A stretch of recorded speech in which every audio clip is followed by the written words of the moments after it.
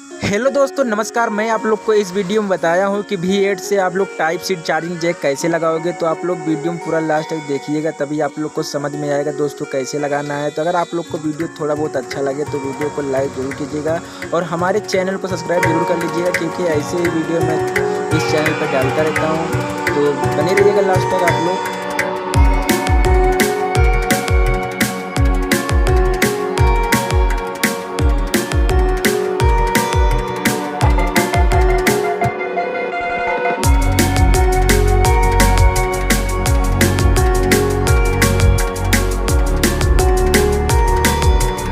क्या सीन है, वाह क्या सीन है।